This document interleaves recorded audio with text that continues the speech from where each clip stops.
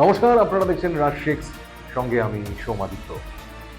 গতকাল পাশ হয়েছে গুন্ডা দমন বিল, আর এই বিল পাশ হওয়ার পরই কিন্তু আলোচনার কেন্দ্রবিন্দুতে রয়েছে। তাই ভাবলাম আপনাদের সামনে এসে এই বিল নিয়ে আরো কিছু আলোচনা করা যেতেই পারে। প্রথমেই বলি যে গুন্ডা কারে কয়? যে বন্দুক নিয়ে ঘোরে, যে বোমা ছোড়ে, নাকি সেই লোক গুন্ডা যে ফোন করে বলে, দাদা কাজ করতে হলে আগে আমাদের সাথে কথা বলতে হবে? আসলে বাংলার রাজনীতিতে গুন্ডা বা সিন্ডিকেট, তোলাবাজি এই শব্দগুলো নতুন নয়, বরং অনেকের মতোই এতদিন দীর্ঘদিন ধরে বাংলার বাস্তবতার অংশ হয়ে উঠেছে।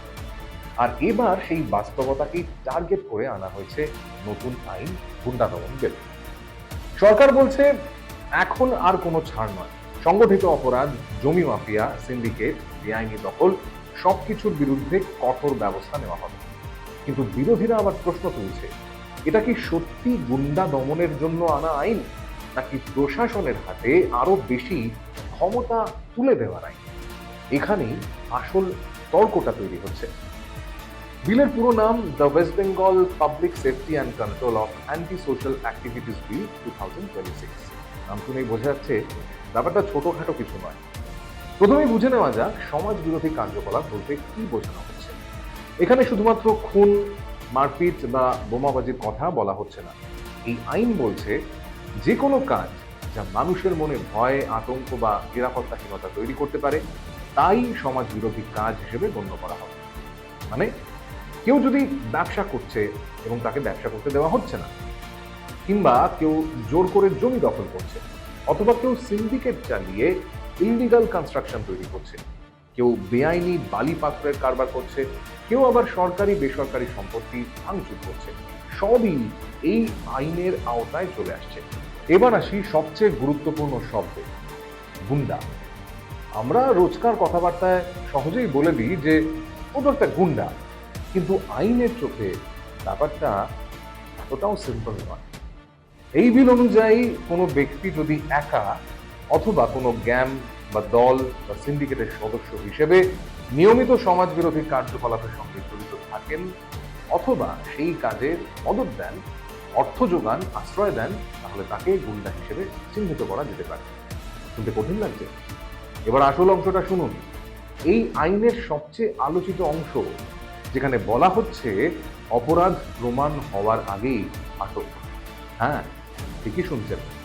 চার্জশিট না থাকলেও, আদালতে অপরাধ প্রমাণ না হলেও যদি প্রশাসনের মনে হয় এই ব্যক্তি ভবিষ্যতে জনশৃঙ্খলার জন্ম দিতে পারে বা বিপজ্জনক হয়ে উঠতে পারে, তাকে আটক করে রাখা যেতেই পারে।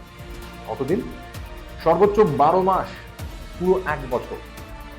এখানে সরকার বলছে অপরাধ হয়ে যাওয়ার জন্য অপেক্ষা কেন, অপরাধ ঘটার আগেই তাকে থামাও। সরকার যেটা বলছে সেটা নিশ্চিতভাবে যুক্তিপূর্ণ, কিন্তু খুব স্বাভাবিকভাবেই প্রশ্ন হচ্ছে এই আইনের অপপ্রয়োগও তো হতে পারে। যদিও শুভেন্দু অধিকারী স্পষ্টভাবে নিশ্চিত করেছেন যে এই আইনের কোনো অপপ্রয়োগ হবে না। দাঙ্গা, বেআইনি সমাবেশ, হিংসাত্মক বিক্ষোভ, আইন শৃঙ্খলা ভঙ্গের অন্যান্য ঘটনায় সরকারি ও বেসরকারি সম্পত্তি সুরক্ষা নিশ্চিত করা রাষ্ট্রের একটি গুরুত্বপূর্ণ দায়িত্ব। আমি দায়িত্ব নেওয়ার পরে দুটো জায়গায় ভাত টিপে দেখেছেন। আসানসোলে ফাঁড়ি ভেঙেছেন, আদায় করেছি ক্ষতিপূরণ। সুদ সহ আদায় করব, শুধু জেল খাটাবো না, স্থাবর অস্থাবর সব প্রপার্টি অ্যাটাচমেন্ট করব, খুব দ্রুত অকশন করব। ভেবেছেন এই পুলিশ মন্ত্রী সেই রকম? কালীঘাট থানায় পুলিশ টেবিলের নিচে ঢুকেছিল, আপনি ভেবেছেন ওইটা? আমার দায়িত্ব পুলিশ কর্মীদের নিরাপত্তা দেওয়া। তবে এখানে একটা চেক রাখা হয়েছে অ্যাডভাইজারি বোর্ড। একজন বর্তমান বা প্রাক্তন হাইকোর্ট বিচারপতি এবং আরো 2 সদস্য মিলিয়ে এই বোর্ড ঠিক করবে আটক রাখার যথেষ্ট কারণ আছে কিনা। এখানে আটক ব্যক্তি নিজের বক্তব্য রাখতে পারবেন ঠিকই, কিন্তু সব ক্ষেত্রে আইনজীবীর পুরোপুরি সাপোর্ট পাওয়া নিশ্চিত নয়। এবার পুলিশের পাওয়ারের কথা বলি। এই আইনের অধীনে পুলিশ ওয়ারেন্ট ছাড়াই সার্চ করতে পারবে। প্রপার্টি সিজ করতে পারবে এবং গাড়ি থামিয়ে দরকার হলে তল্লাশি নিতে পারে এবং একই সঙ্গে আটকও করতে পারে। সব থেকে বড় কথা, প্রশাসন চাইলে কাউকে একটি নির্দিষ্ট জেলা বা এলাকা থেকে বহিষ্কার করতে পারে। ভাবুন একবার, আপনাকে বলা হলো আগামী 1 বছর আপনি এই জেলায় থাকতে পারবেন, আর এই আইনের আওতায় যে অপরাধগুলো থাকছে সেগুলো কিন্তু নন বেলেবল, অর্থাৎ জামিন পাওয়া কিন্তু খুব একটা সহজ হবে না যদি এই আইনের আওতায় কাউকে আটক করা হয়। এবার আসি এই বিলের ভালো দিকগুলোর কথায়।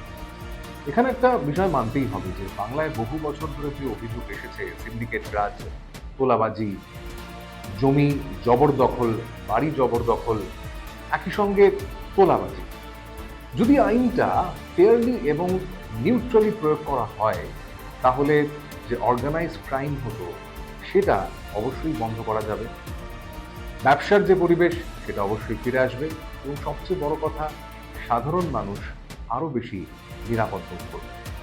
আর এখানেই শুরু হচ্ছে রাজনৈতিক চর্চা।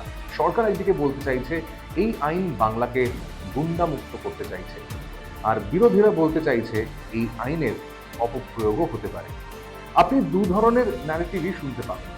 তাই শেষ পর্যন্ত যেটা আমাদের তরফ থেকে বলা উচিত সেটা হলো, এই আইন নিজে ভালো না খারাপ এই বাইনারিতে বিচার করলে হয়তো ভুল হবে, কারণ একটা কঠোর আইন সার্জনের হাতে অস্ত্রোপচারের ছুরি, ভুল হাতে সেটাই হলো অস্ত্র। সুতরাং আসল প্রশ্ন বিল নয়, আসল প্রশ্ন পাওয়ার কার হাতে এবং সেই পাওয়ার কিভাবে ব্যবহার করা হচ্ছে।